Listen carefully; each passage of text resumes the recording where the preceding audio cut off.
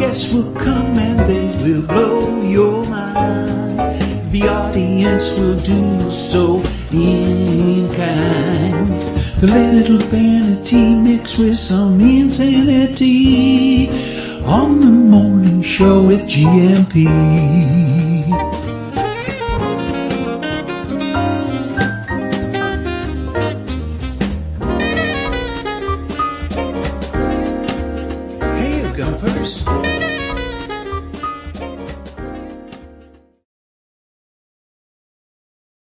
Olá Bom Dia, ALEGRIA, here with a Good Morning Portugal show, live stream and podcast. It's such an exciting atmosphere in the studio this morning.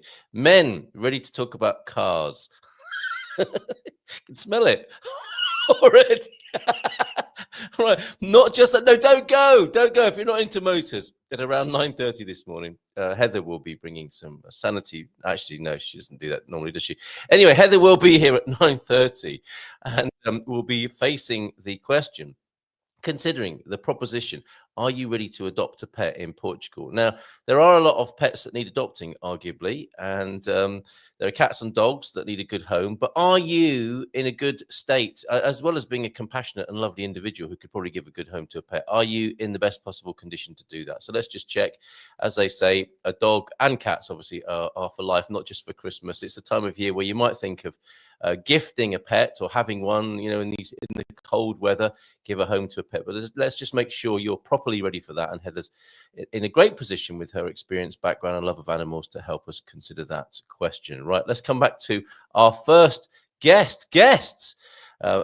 Colin joins us, of course, on this, the fourth Thursday of every month. Let's give him a proper setup, and we'll have a chat to him and the friends he's bringing along with him this morning. Where's that Go Motoring Portugal intro? This is what we're going to be doing anyway this morning. On the morning show with GMP.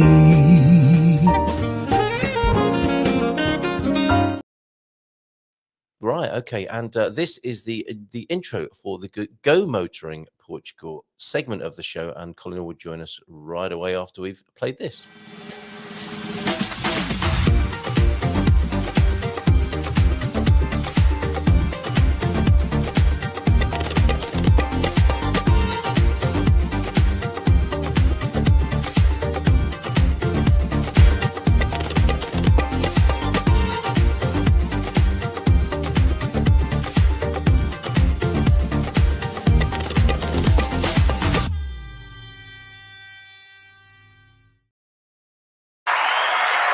Oh yes, just as he was about to come on air, I think his phone fell over, and he seems to be frozen on the screen. Talking about freezing, I went to see Walt Disney on Ice. It was a bit disappointing. It was just an old man in a freezer. Thanks, Pete. Oh, where are you? I'm on. He says we can only see your frozen image there, like Colin on Ice almost. Oh, this is fantastic. We've got our guests ready. You may know them. You may have met them before, but we can't bring them on until we've got a proper shot of Colin here. We've got two shots of Colin now. What's going on here? This is a great start, Colin. We've got you twice, and now not at all. Oh, he looks like he's left and come back in again. This reminds me of that sort of tension that these gentlemen would have felt as the first time their first cars broke down, and they might have been tinkering around, hood up, or bonnet, as we call it. Although a bonnet, can you imagine that? An American driver being asked if he could just flip his bonnet. That would have produced some very different results, I think, in the United States. We might have to bring our guests on and see if Colin will join us later. And I did say one at a time, gentlemen, because it could get messy. Do you know what? I'm up for a bit of a mess with these fellas this morning. You know them as Coach Turner, as Bob, and Doug. How about that? Proceed. Good morning, Douglas. Good morning, all. How are you, fellas? Oh, there we go. Let's go that for a moment. And still no Colin. No, he's meant to be convening this discussion of first cars this morning. We should. I'll tell you what we'll do, Coach. Let's do your God Squad tip of the day after we found out that you're all okay and well. You look chipper, Coach. A few days in Madeira seem to have done you the world of good. How are you feeling this morning? Yeah, fine. And the sun's out here. It's beautiful. Wonderful. One of those beautiful British. Bit frosty. Yeah, absolutely. Bit frosty. Excellent. Clear sky.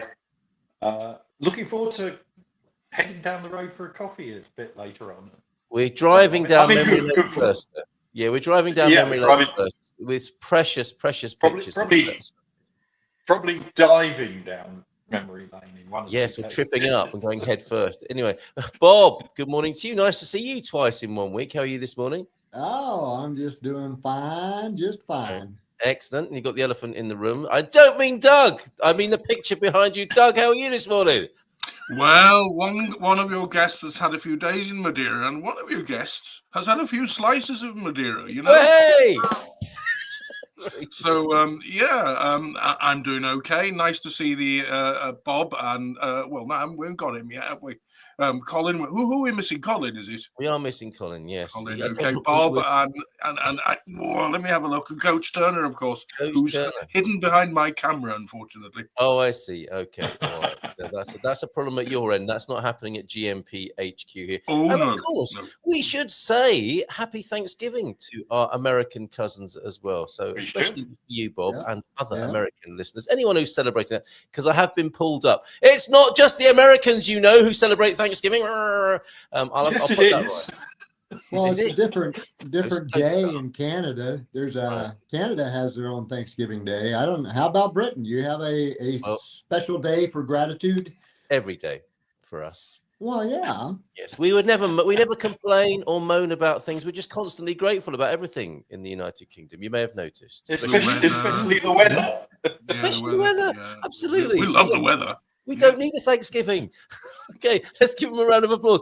Joining his own show, Colin Ross Jones. What happened? I had to Oh, there he is. I had to restart the pad because suddenly it lost both internet settings. You make a mistake. So when I did, so exciting. So, restart the pad. And when I came back, I could hear two of me. So one's enough for anybody. I think Liz has said that actually, isn't she? Right. Okay. Great idea, Colin. Oh, how are you, by the way? Happy Thanksgiving to you. Yes, whatever that is. Well, we don't have that in Wales, do we, Doug? We call it diolchgarwch in Wales, don't we? What? Yeah. Please don't do that. I haven't got wet wipes ready. Every day is a Thanksgiving Day in Wales, especially if it doesn't rain. Such a cheerful bunch. Such a cheerful bunch. It doesn't rain in Wales. The Welsh are very well represented this morning, aren't they? There's a Welsh triangle. They certainly are. On the screen there. So we've got only half of me. Can we have the national anthem at the end, please? Yeah, unlike our rugby team, not very well represented. All right. Okay, hold on. Let's not get into rugby and Wales right now. That might not go very well. Let's go back to our first cars. This is going to fly by, and there's going to be a lot of happy memories. Okay. We could play a bit of a game, couldn't we? Let's see who's here watching us this morning. Lord and Lady Travanka are here. There's a little bit of a game to be played. I'll put a car on the screen, and you have to guess whose car it is. Okay, we'll have a bit of fun with that. Morning to you, morning to you, Pete.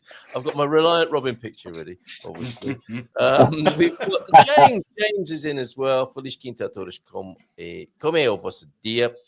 How's it going, James? Good to see you here. And loads of other lurkers who have not disclosed themselves. Antonio F. might find this interesting to look at the vehicles. Bom dia, Antonio. Yes, isn't he a fantastic pillar of this community? Certainly is. And Sarah as well. Good morning to you, Sarah. Great to see you here. Preferring the bicycle, but you might enjoy this as well. And the great Jacqueline Branco, morning from Gairish this morning. What was your first car, Jacqueline? That applies to everybody. Let us know about your first motors. Why did you think this might be a good idea, Colin? I pinched it from somebody else actually because I listened to a podcast. I listened to a podcast called Chris Harris and Friends. Right. And Chris Harris is known. He's known to many people through the Top Gear, but he's been a journalist with Autocar and various other Evo Car and various other publications, and they do this weekly podcast, and they just started talking about their first ever car, and I thought, what a good idea. It is. It's literally sorry it's not original, but Well, like all our best ideas, we are influenced by other people often, aren't we? Yep. Yeah, when you have to come up with ideas month after month, like we do on the Go Motoring Portugal show, you have to be influenced Yep. in that. Excuse me. Might be petrol fumes already. Causing you to cough. One thing I can tell you about is that today we are driving the car of the year for 2025. What a lovely segue from the cars, the first cars we had for some of us Yep. many years ago to the Yep. most modern and loved car, or as chosen by who would have chosen that? Who decided that it was the car of the year next? It's a group of journalists throughout the world who are on a committee, and they all give a vote for the various cars that are shortlisted. And this Kia EV3, which is the pure electric car, has won it. Fabulous. Okay. And we are test driving one today, Carl. That is wonderful to know, isn't it? Fantastic. And good to know that Isn't it? journalists have made this independent decision, because, of course, journalists cannot be bought or influenced in any way, as we know. Stop laughing. Right. I'm a journalist. I'm offended. Right. But I can be bought. It just depends on the quality of what's on offer. Right. Okay. We are having the first cars sent in as well. Look at this beauty here. That's a beautiful color. Wow. A first car should be of that sort of shade, shouldn't it? Is that a popular? I think it's a popular. Is it one of the popular colours? A Fiesta Popular. It's funny. She says, Pam says, I don't know if I'll get a chance to pop in tomorrow. So here's my first car. Freddie Fiesta, 600 quid in an auction. Yeah. Lovely. Great car. Better than my dad's Renault 5, as seen parked in front. So there's dad's Renault 5 ahead of Absolutely. it. Powder blue, baby blue, Freddie Fiesta there. Oh, yeah, the names you gave your cars as well. We better crack on here, hadn't we? Now, let's go for the... Oh, this is a bit difficult, this one, because it actually forms part of a newspaper article. Maybe I should take it from there and transfer it across. Yeah, what I'm going to do is I will come back to that one, because that will make it a little bit too easy. But how about this one then? This is a very beautiful car. Would anyone like to say anything about this? You are all hidden. You can just put on a silly voice. Frog-eyed Sprite. I wonder why it's called that. It's hard to... Right, okay. A beautiful vehicle. Can you tell us a little bit about it, please? Anybody? I don't know anything about these, because they're before my time slightly. Okay. Now then, a frog-eyed Sprite. Was it a Triumph? No, Austin Healey. It's an Austin Healey frog-eyed Sprite. Basically, it's a Morris Minor. It's a Morris Minor in a sports car chassis and body, and the whole front of that bonnet lifts up from the front. Oh, wow. Right. Yeah, so it has a Series A in engine in it. Yeah, 948, 60, about 60 brake horsepower if you modded them a bit. They had what they call quarter elliptic springs at the back, so it's quarter of a spring on the rear axle, and they were really, really fun to drive. And whether you guessed it or not, it was my first car. We can tell from the passion. That's a lovely little thing, isn't it? And a I bet you still have that one, Colin. Sorry? I bet you still had that. I bet you wish you still had that one. Yes, because I left it at my father's place in Mould, and it suddenly got broken into, and then it started rusting away. So it was a shame. But made their way down to Mould, did they? Exactly, they certainly did.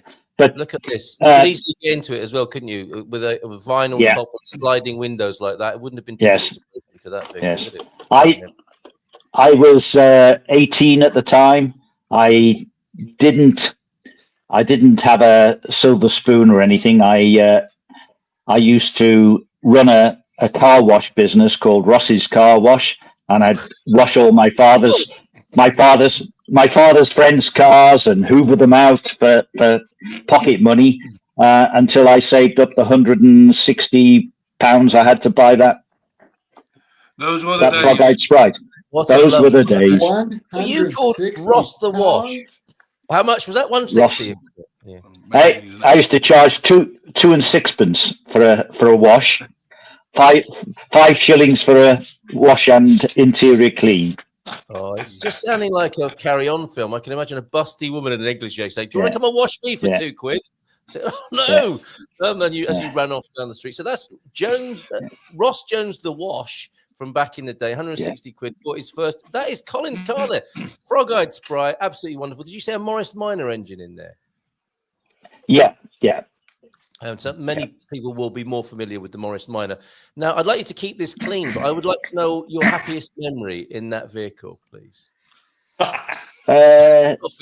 Coming down a very big hill in coming into Mould, driving like a lunatic with three girls sat on the back, of course, and another girl in the passenger seat. Oh, right, okay. None on the top or on the bonnet?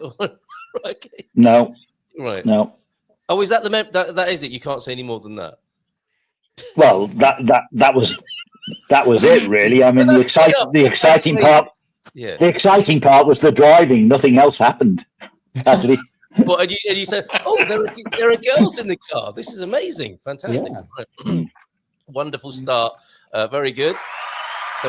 Colin's frog-eyed Sprite there. This is great fun, isn't it? We must do this again because we probably won't have enough time to say everything we need to say. Let's go to this one then. Look at this. This is a posh first car, isn't it? Probably the one on the left. I think that's the modern day version of it on the right. Would anybody like to venture anything, say anything about this as we find out who owned it as their first car? I can talk a little bit about it. I think they came. Because he told me the other day. Yeah. I think it came out in 1971, right? Or 72. I can't quite remember, but it was the first luxury SUV, and very wealthy farmers, of which I knew one, bought those and used to put the hay in the back, and because they were excellent off-road, and then they'd go to the pub or the restaurant in the evening in a very, very posh car. Yes, and there's only one posh person here, I think so. With his first MPV, well, the first MPV, couldn't you say? The Land Rover, Range Rover were the original MPVs, weren't they? Douglas's car, his first car. SUV. SUV, not MPV. Multi-purpose. Come on, that's a multi-purpose vehicle. Right? No. That's not an MPV. That's an SUV. MPV is a multi-purpose vehicle. Are the the estate cars that are on big. I do. Like the one what you have in your Chrysler. That's an MPV. Is you don't stay very wealthy for very long. No, one of those, because they only do something like 14 miles to every gallon of petrol, which isn't particularly ideal. But petrol back in the day was about 70p a gallon, not a litre. So you could almost sort of grit your teeth and run one of those, which I did. Very good. And I'm guessing you didn't buy it with money made from your car washing, because that would have taken quite a long time, would it not? How much would that have been in 1971, Doug? Oh, there weren't much. There were about less than £3,000 when they were brand new, and it was about 4 years old when I bought it. But it hadn't done any miles. It belonged to a general practitioner who thought he'd need it for his rounds up in the wilds of Wales, but he barely ever used it. So I went over to his home in Anglesey and put a bid in for that, and it ended up being my first car. That's amazing, isn't it? Incredible. And you like to see that, don't you? Either a vicar or a GP has owned it. It's not always true, but that's often what it says, isn't it? In the details. I think I paid 1,800 for it or something like that, which was quite a chunk of money back in the day. Lovely. Great first car then, the Range Rover. What's the full name and spec of that, Doug? It was just a bit. They only did that was the one of like Colin said. They came out in 1971, and that was one of the first ones on a J reg. It was AFL 55J, and that one didn't even have any carpets in it. It had the vinyl hose out floors. Right, so they've come a long way, haven't they? A hose out floor. They've come a long way and gone into the luxury markets. You can see on the right there. That's fantastic. First car there for Doug. Thank you all for being here with us this morning, by the way, gentlemen. Very good of you. And Lee sends his greetings to you. Good morning, ladies, as you can see on the screen there. And is it true that the girl in the car and the other girls, that was you taking your mum and her friends to church? Yeah. As it turns out, it was. Right? Wouldn't have been quite as good a story, would it? No, that's true. Well done. The Portuguese are there. Right. This one, this is great. This is the first car. There's a little bit of a sort of a second bite at this cherry, but isn't that a fantastic vehicle? I believe when you turned it on, it rose up a little bit, ready for business, with its amazing Citroën suspension. Bit like me then. First thing in the morning. Where do you put the key? Where do you put the key? You don't have to answer that, right? Can we have any more contributions about this then before the owner of it steps forward? It's a Citroën Safari. Wow. And as you say, it's very, very good that the suspension rises to whatever height you want via a lever in the car. And the headlights, the double headlights were the first headlights to follow the road. So you could, they followed the curves. Did they? How did they do that? Yeah. Actually, Colin, the 1938 Duesenberg did the same. Sorry. Okay. Yeah. Sorry. Well done, Bob. Well done, Bob. The first European car. Okay. First European car. Okay. And the other interesting thing is that the suspension is so good on them that it was licensed to Rolls-Royce. Really? Wow. Hydro-pneumatic intercontinental suspension? Of course. That's Everything had to have a name like that, didn't it? Like it was from Joe 90 back in the 70s. It was. That's amazing. What a beautiful Run on mineral oil, like a green mineral oil, which you had to put in a reservoir to top it up periodically. Wow. And it also operated the brakes as well as the suspension. Yeah. So you were buggered if anything went wrong. Yeah. You got no suspension and no brakes. That's technical term from the motoring industry there. Was it three rows of seats, or was there a massive estate boot in this? I think you could get a third row that came up out of the boot. So possibly the other interesting thing is it has a single spoke steering wheel. Oh yes, they did, didn't they? Oh, okay. Well, that sounds a bit risky as well. Will the real owner please step forward? So just to answer the rear seat thing, there were two little sticky seats that were sideways on either side of the rear. Fantastic. So they just folded up, but you had a completely flat. You literally had a flat loading space. You could put the back seat down, and it was huge. What fun! So just the little story. It was actually my dad's car, and he bought another one and gave that one to me. So I was very fortunate. Hey. Until everything rotted. Is that what happened with them? The tin was never very so good. It was your passion wagon. Passion wagon. It served quite well for a while. Right. Okay. Yes. Better than Frog-Eyed Spice. Just to talk about the suspension. Just to talk about the suspension for a second. My dad and I were travelling back on an autobahn from a ski trip, and we had a blowout at about 110 on the motorway, and it didn't move, and it just kept going straight on. That was the advantage of that type of suspension. So we gradually pulled over, changed the wheel, disappeared off to find a garage so we could replace the spare, and carried on. Well, so what a lovely amazingly safe vehicle. Amazingly safe vehicle. The intercontinental suspension, when it was carried on to the Rolls Royces, was mightily watered down. I think the early incarnates of the Silver Shadow only had it on the rear rather than all around. So if you had a blowout in a Silver Shadow, it would probably shred your tires because of the sheer weight of the thing. It will run on 3 wheels quite happily. Oh yeah, the Citroen would. Yes. Incredible. Yes. So there you go. Yeah. I forgot to ask you, Doug, what your favorite memory was in your Range Rover there. Oh, I had plenty of very good memories of my Range Rover. I went everywhere in it. It's I used to go right up to the top of Scotland and right down to the Channel Islands and all sorts. I absolutely love that car. Yeah. So I've got plenty of fabulous memories in it. Lots of driving, just several £1,000s worth of petrol driving up to Scotland and back. Incredible, isn't it? And for you there, Coach Turner, what was your favourite memory of this vehicle? I mean, that's an amazing memory, isn't it? Being with your dad on a blowout on a French motorway, quite extraordinary.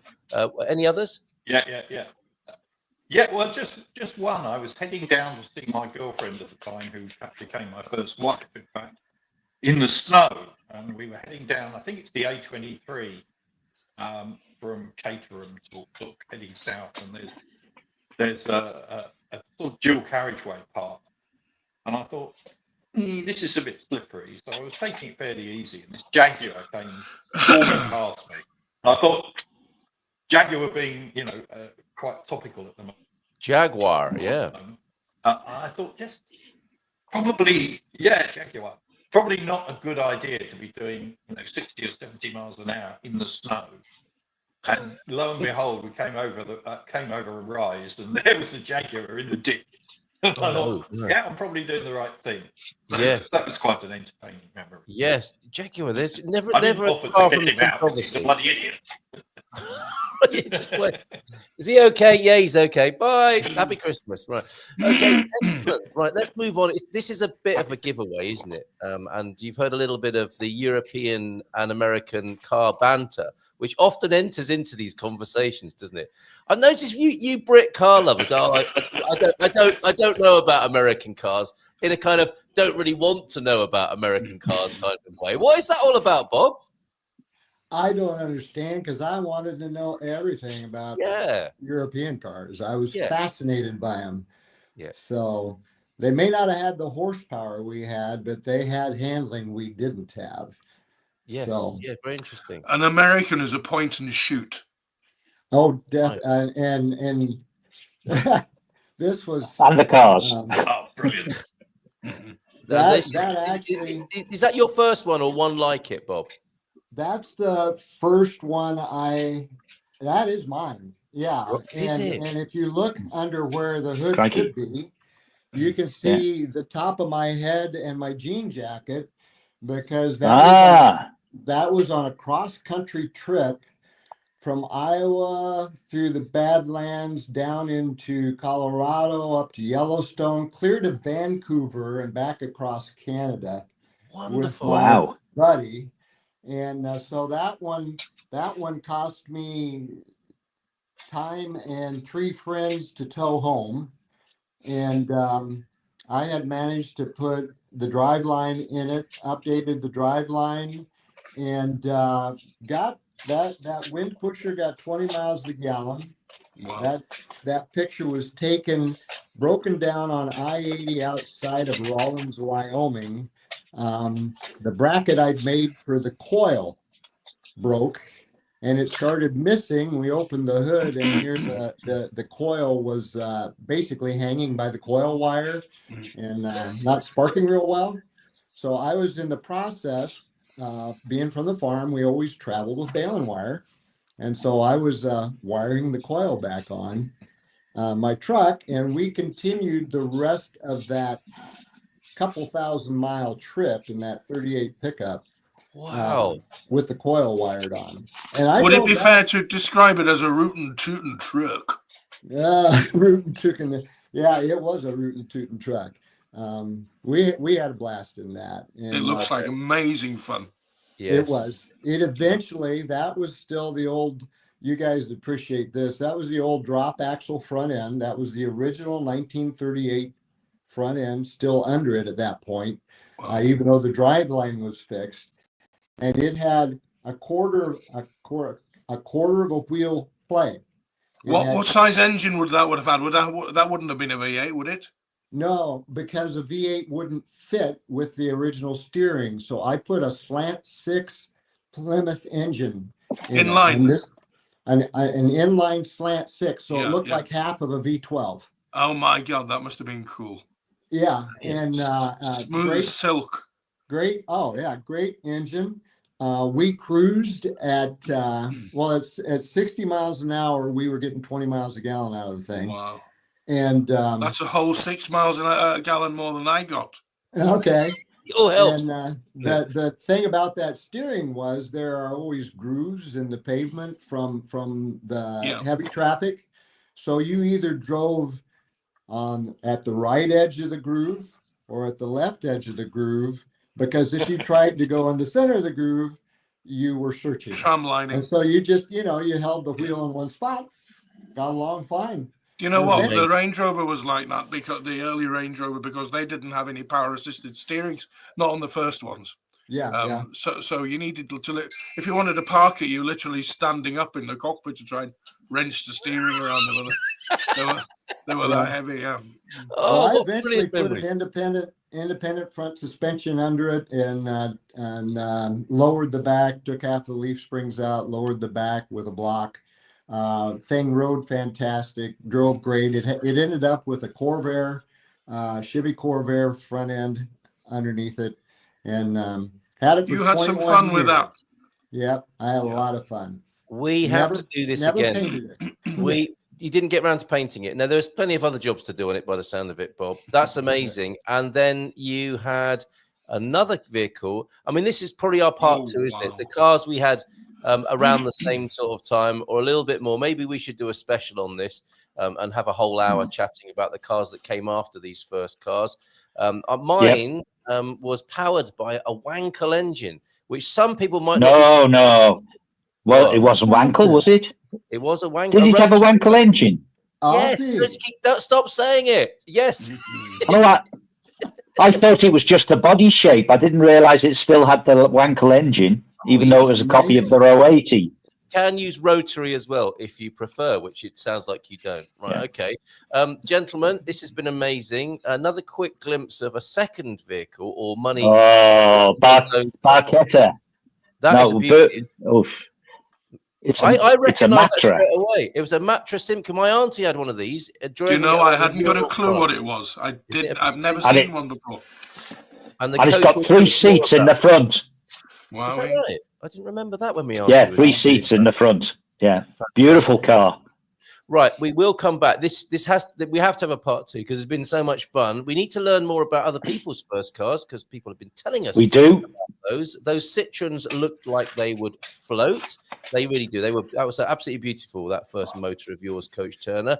Let's going through the contributions from the Gumpers this morning. Then we had a Morris Etal. When the British motor industry was trying to make cars sound a little bit more exotic. My Etal GLS Solar didn't last long, however. My first car, says Barack, was a 1970 MG Midget convertible. Oh. Orange with black leather seats. How about that? I replaced the carbs with Weber carbs. Now, carbs mean something different these days, don't they? Weber, I beg your pardon. So, yes, not carbohydrates, but carburetors there. That must have gone like the proverbial off a shovel there, Lord Lord Travanka. My first car, learned to drive in it, a 64 Chevy Impala. Now, for us Brits, these are just romantic names you just hear about in movies. He actually had one, 64 Chevy Impala, except ours had a black Landau vinyl top. Pics scent, fantastic.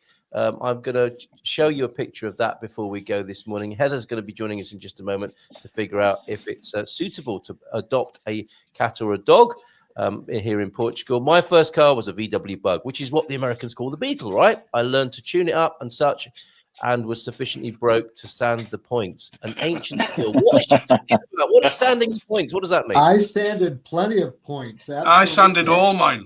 Oh, come on. What are you talking about? What does that mean?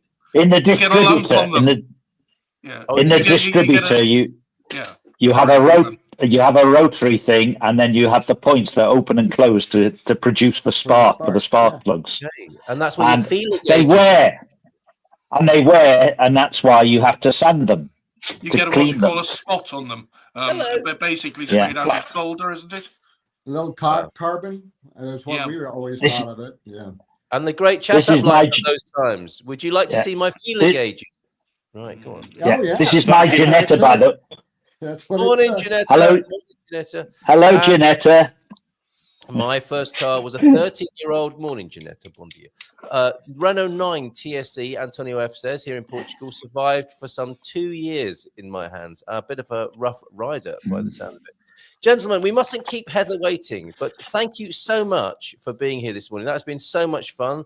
And I think we probably need to do an hour special of old motors that we loved and the old pictures. Also, one from, let's just, before we go, we've got James's sat on the bonnet of his first car. Wow.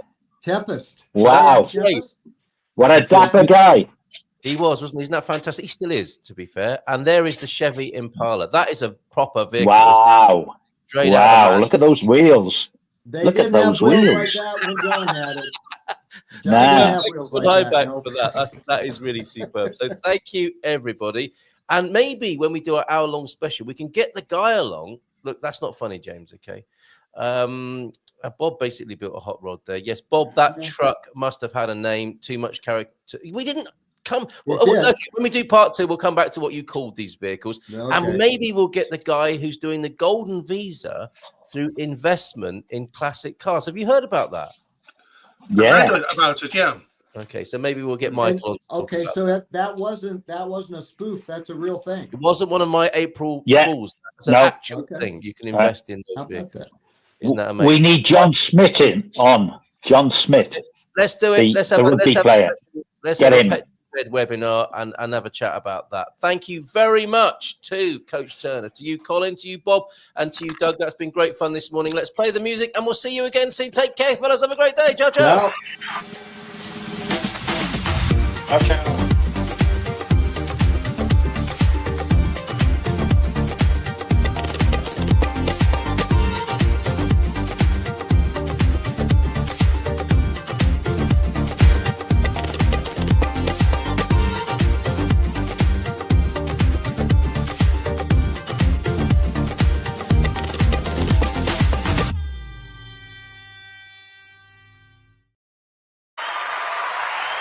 And there they were gone, to leave only the marvelous Heather Binder.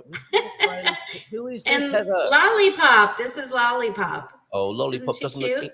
Lollipop, yes, you are very cute, Lollipop, but you don't look entirely happy to be on a live stream with Mummy. She's not sure what I'm doing. She's like, why are you just not rubbing my belly? Yes, she is. I'll let her go. There we go. Okay, Lollipop, thank you for being here. A great introduction to what we're talking about this morning. Thank you, fellas. That was really great fun talking about first cars. What was yours, Heather? It was a 1981 really ugly brown Toyota Corolla, but nice. I love a Corolla. It had the tape deck. So that was like, I was like, oh, I want this. Right. Yep. For some of us, the only thing that matters is the sound system and what color it is, right? Yeah. Yeah. It was the sound system. Yeah. And I put stickers all over the ceiling, the roof and everything. And oh, cool. Anyways, when it died, my parents were super weird and they made me go down to the junkyard and peel off the stickers on the roof. Yeah. What? Just in case the junkyard didn't want it in that condition. They just like were having exactly. It was like, okay, this car is gone. Like it may have ruined the value. It might have ruined the value of your scrapped car. Yeah, right, exactly. All the stickers on the glass and the roof. So very strange. Wow. Okay. We are gathered here today to talk to you about adopting a pet. Before we do, is there any news from the helping people into Portugal front? You are, of course, boots on the ground, pt.com. What's going on in that world? Some clients are doing really well. I just had a client that went to IMA, which is the immigration in Portugal, had his stage 2, if you will, appointment, and got his residency card in 9 days. Good work. And that's insane. So that's awesome. But of course, some people it takes like 6 months, you know. It can only take a little spanner in the works to carry on our motoring theme, little spanner in the works, and things can go horribly wrong. But on a best case scenario, how was that? 11 days, did you say? 9. 9 days. Wow, incredible. Yeah, but his appointment was at a smaller office, Visu, I think it is. And so I don't know, when you go to the smaller offices, it tends to go faster. But the problem with that is you have zero choice as to where you go. You get assigned and you get assigned, and there you go. And so I think we've had a few approvals come through recently too. So, I mean, things are happening. It's just that they're releasing the appointments slower. So it's frustrating for people. And the volume is definitely up since the election. And I'm definitely feeling that and seeing that. Wow. Okay, fantastic. So if you want help with that, boots on the ground, pt.com there. And if you do get a weird place that you've never heard of in Portugal to go for your appointment, there could be a silver lining to that, couldn't there? It's like, oh, Guarda, where's that? Actually, that could be quite good. You've got a long journey to make, but they might process it a bit faster. Yeah, but then I don't know. Yeah, I have clients that actually had the opposite. So it's all a thing. In fact, Lolly's parents had appointments, totally different locations, and she got hers faster coming from a Lisbon office. But like I said, there's nothing you can do about it. You know, wait. Yeah. But Lolly is actually someone I rescued walking past my house, and she had been on a chain and on leather, and you could just tell she had been living outside. And anyways, we got her fixed. We checked for microchip, of course, and she didn't have one. And then I have a lovely couple that I moved to town recently, that I did their visas and so forth. And I was like, hey, I have this really cute little dog, actually. And they adopted her. So I'm only pet sitting for her right now. Okay. Right. I thought they said no. And you were then lumbered with the dog, because that does happen to foster parents sometimes, doesn't it? Yeah. I mean, well, the thing is, people have to make a certain commitment and know that they've done what they can to make sure that they're bringing an animal into a situation where they're going to give that animal enough time and attention and training and everything else, support, to adapt. And a lot of people don't do that. So they'll be like 24 hours and they're like, oh, this dog doesn't get along with my cat, or in a not extreme situation, or, whatever it may be. When she first saw my parrot, she barked, and she had to just get used to that there's this thing in a cage that, I need to just chill out about, and so on and so forth. And I don't have her out. If I have the bird out, I keep it completely separated for the bird's protection, and Lolly's. But needless to say, I also, when you mention dogs and cats, you cannot forget birds, because there's tons of birds here that can use homes as well. And so I think it's just a matter of also reassessing kind of your lifestyle, which may have changed since you moved to Portugal. Yes. Well, let's go back to the beginning and sort of go through a process. I think with what happens to people when they arrive. I mean, in the back of many people's minds is like, I want to do something good when I get there. I might be retired and I want to do something useful with my time. And people then often go and work with abandoned animals or pet sanctuaries and rehoming centers. And there's, quite a lot of expats are involved in that, which is a great thing. The other thing that happens is you might see some kittens on the street, mightn't you? Or a dog might just rock up at your house, which is how we got our first one. This goes on, doesn't it? And people are put in positions where, well, they weren't expecting, basically. So what sort of thought processes do you recommend? Because, that's your first instinct, isn't it? If you're a caring human being who loves animals, it's like, well, I must feed and look after this thing. But, that's just day one, isn't it? There's a whole lot more to it than that. Sure. I think you don't have to save them all. Like, if you can save one, my my tenant downstairs, I told you, found a newborn kitten, like umbilical cord on and everything, a month or so ago in the trash can, in the dumpster. And so anyway, she's doing really great and still available for adoption. So she's a little older than that now. She's like 7-8 weeks. So she's like perfect adoption age now. And see, they're smart because I don't mind if they keep her, but it's a him. I was thinking it was a her. It's a him. And the problem is they have a kid, and the kid is always like leaving the front door open and that sort of thing. And I live on a busy road, and it's just not a good situation for an outdoor cat. Yep. So I think that's what they're thinking, which is smart. So I think really you have to think about, obviously, your living situation, but your lifestyle. And I think a lot of people think, oh, I'm done with pets because I want to travel. But there's tons of great pet sitters like me and things like that. There's boarding facilities out there. So I think it's a mistake to have that mindset per se, but also fostering is something that's super important that the rescues really need help with. As well. That's a really important job, isn't it? And I heard of a family who have been doing that, and now they're heartbroken that the dog is going. You have to have a certain kind of mindset, don't you, to be sort of prepared for that. Yeah, I mean, too many people get, I don't know, they get a little bit much. Like what I did. That's just true generally. It is. What I did with Lolly, she's so cute, is I offered free pet sitting, and that way I get to see her every, couple times a year, a few times a year at least, and know that she's in good hands, and also that it wasn't something holding them back from adopting, because like they're traveling Europe right now, of course, and they don't want to not do that, but at the same time, they're amazing pet parents and they're home with her and so forth. And that's another thing. Sometimes we think like, oh, I work, I'll be gone too long or whatever. And that drives me crazy because dogs and cats, dogs sleep like 18 hours a day. So, it's okay if you go and you're gone for 10 hours. Like most animals can handle that just fine, Yeah, very interesting. So it's worth challenging your ideas about this, whether they are overly optimistic or somewhat pessimistic.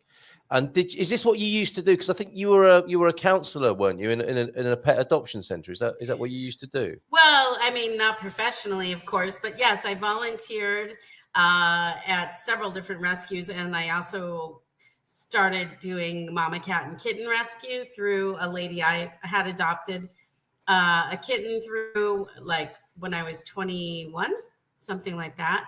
And someone's talking about cost. Yeah. Lollipop is playing and very happy. I know, she's being very cute. She's really cute. So yeah, I have some experience with kind of counseling people as well as care of all different kinds of animals and so forth. So I think thinking about your lifestyle and then picking an animal that's a good fit for that is really important for sure. Okay, so work on the fit, challenge your preconceptions about this. And Hugh does make a good point here, doesn't he? Cost for animals is a real issue. Because when we've talked to Ali in the Algarve, there's a charity there that helps people with the cost of having a pet so that they don't have to give the pet away, which I thought was a really good idea to help families who just, who love their pet, but it's becoming a real issue for some people that the costs here. Yes. 2 cats cost at least €1,100 total in food plus vet fees on top. Anything that can be done about that? If you're not minted, but you are compassionate and you have a lot of goodwill for animals, can you get some help with those costs from is it Blue Cross, the pet place, where you can get cheaper veterinary services? Heather, is that a possibility? I don't know. The vet services are pretty inexpensive here, but it depends. If you're local, then not so much. But if you're coming from the US, it's really, really reasonable for sure. So I think that depends. And sure, expenses, I have a cat. He's got a disease that is a chronic disease. And so he costs more to take care of. But that is a concern for sure. So people do have to plan for that. But at the same time, not everybody needs to have like $20,000 a year set aside to take care of an animal. You know what I mean? So again, you can challenge your preconceptions there, can't you? Because I mean, this is a somewhat controversial issue, and it's becoming more so, I think. But if you take every suggestion of your veterinary surgeon, your vet, on the vaccination schedule and every possible thing that could go wrong, that could cost you €250,000 a year, couldn't it? I mean, do you have to do everything they suggest? Because that is racking up, isn't it, these days? No, of course not. I mean, it depends on the situation, and depends on your situation, So no, I hate to see, that be a huge factor, because the reality is there's not enough homes. So there's these rescue organizations, like you mentioned. I have some clients that I recommended a rescue that helped me get her fixed. They have some assistance through the county and stuff like that, and donations and whatnot. And then I donated towards them to help compensate them for assisting with her and so forth. And that was great. And so you don't have to be meant to adopt an animal, certainly. Yes. But if you have the money available and you want to do what the vet is suggesting, then obviously that's good care, Yes. Yeah. But I think people don't always commit to the fact that a dog like this could take months, really, to assimilate, be fully trained, all of that. Like she knows to go outside, because she was living outside, but you may have to potty train. There's a lot of different things you have to do. Or you may get lucky. Like she's pretty easy, this particular dog already, but a lot of dogs require some care and help. But there's definitely the attention and the time is important, isn't it? And I was thinking, that scenario you described where she was barking at the bird in the cage, it's an unusual situation, and that might be the natural reaction of that particular dog. And that over time just kind of takes care of itself, doesn't it? It comes normalization, I suppose you might call it. Yeah, exactly. It's like you have to know how to introduce. So like when I introduced her to my cat, she was on a leash, and I had her controlled, because you don't know, is it going to be a dangerous interaction? How's it going to be? And I know how my cat is around dogs, and he's really cool. He doesn't run from them, which is good. He's very you're a dog. I'm not thrilled with you, but okay, whatever. Yeah. And but he has the right attitude, which not all cats do. But anyways, you have to be careful. You have to do things properly. And then I also never leave them together when I'm gone. So the cat has a room, and so I'll put the cat in his room, or I have a leash connected to her dog bed area. So like yesterday we left, and I had her on the leash, so she could actually be on the couch, in the dog bed, on the floor. She had toys, and she was just safely there. And that way the cat could get away from her if she needed to. Very good. Okay, that's good to know. Yeah, we had a special moment yesterday, because I've got one dog that just turned up, got one that needed a good home. That's Jimmy. And our latest cat that came. I mean, we've had bad luck with cats, because we have not wild cats, but cats that aren't kept in the house. The boys do tend to roam. I guess that's their nature and their genes. If you like. Well, they need to get fixed. They need to stay inside until they're old enough to be able to handle that, because if they go too young, that can be really dangerous. And ideally inside, so they're not hurting wildlife. And they live a longer life. That's a whole other issue, isn't it? Yeah. Well, our boy cats, they have roamed, and the most recent 2 boy cats haven't returned, much to the sadness of the family here. But the lady cat who turned up one night is very happy here, and we had a magical moment last night where she will normally take a high position, which I think is what cats prefer to do. And then when Jimmy's walking past with his tail wagging, she likes to punch him in the face. Yes. It's a classic moment, isn't it, between cats It's a and classic dogs? moment. Yeah. They had a lovely moment last night where they kind of, the world of cat and dog came together, where they did a little nose kiss. And then obviously, which led on to Jimmy wanting to smell the cat's bottom. That's just standard practice, isn't it? Yes. And they got to that, and I was very pleased to see that as a little milestone. What can happen over time?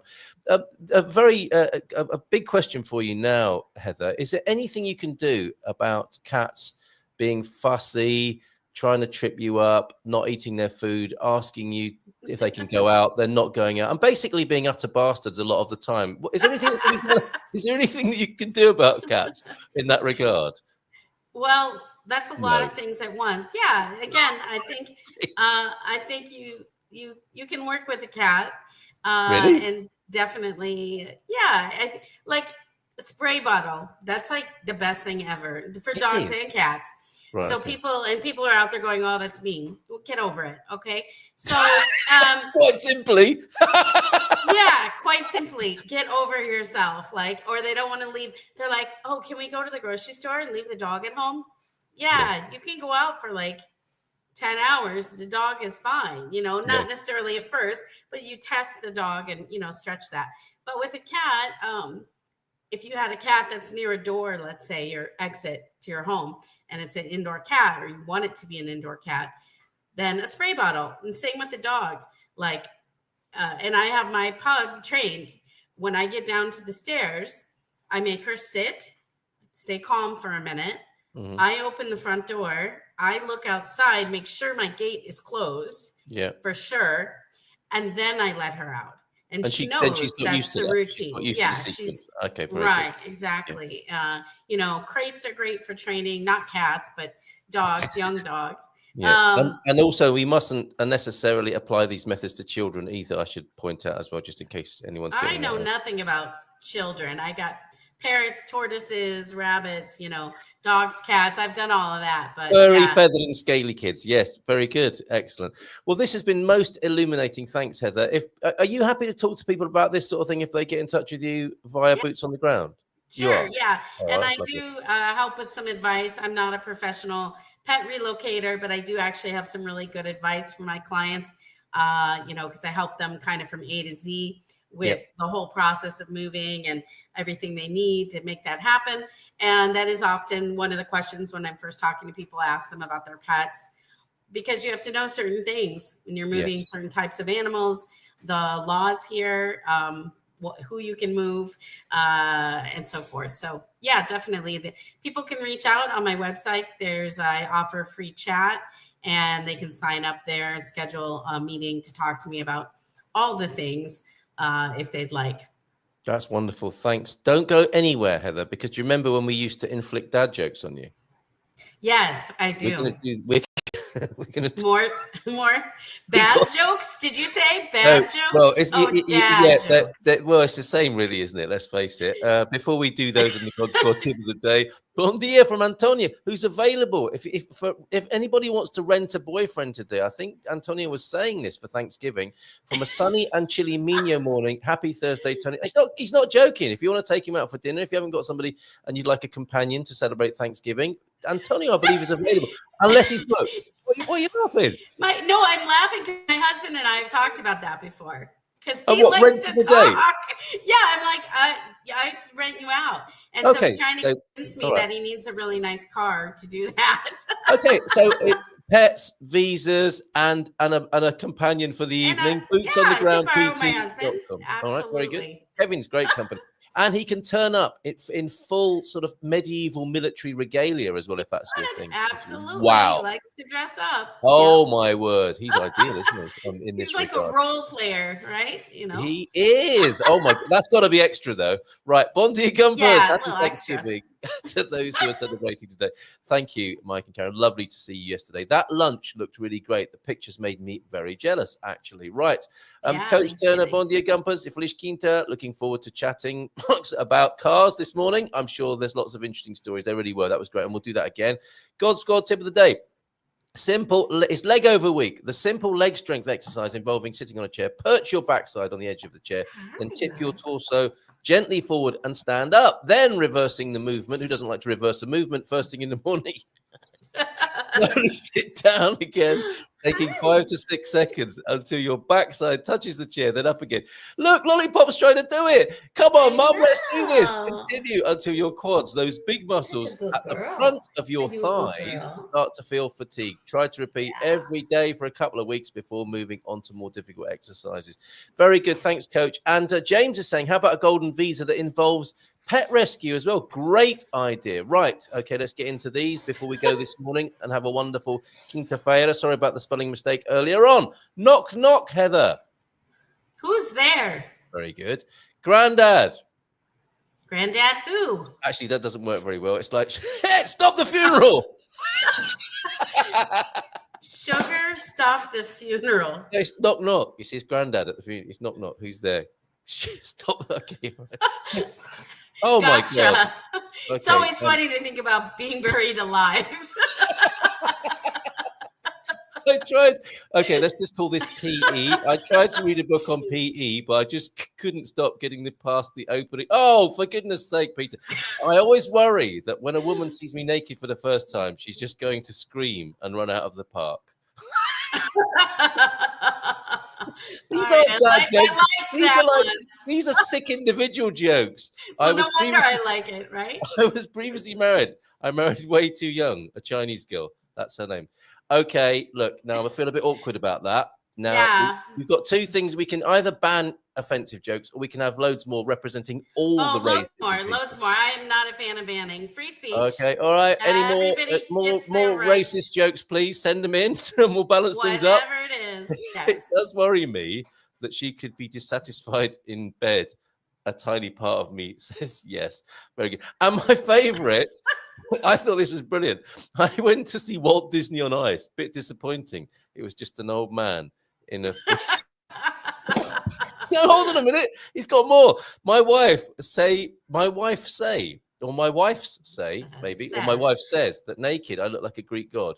Who is hermaphrodite? Hermaphrodite. These are brilliant. He's actually funny today. Yes, okay. Who thought it? At university, I studied agriculture and specialized in sheep. I came out with not a BA, but a BAA, a bar. Very good. Excellent. Very good. And thank you, Heather. And, of course, Lollipop. I know, she's being cute back there. She's performing now, isn't she? It was an awkward beginning, but like with all things with dogs, it takes a little time maybe to get comfortable. Thank you, Heather. Have a great day. We'll be talking about changing currency with Sarah tonight on the Expats Portugal webinar. And then the Dream Team thereafter. Heather, have a great day. Love to Kevin. Take care and bye for now. Ciao, ciao. Thanks, everybody. Bye-bye.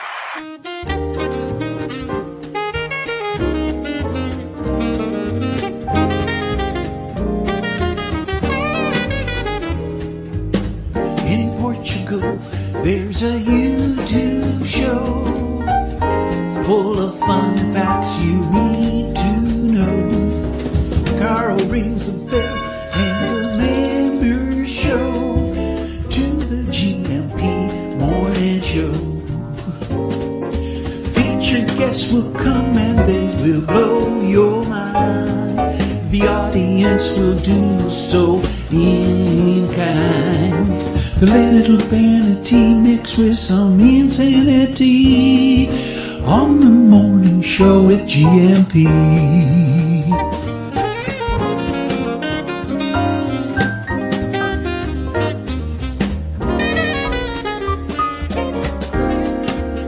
Hey, Gumpers.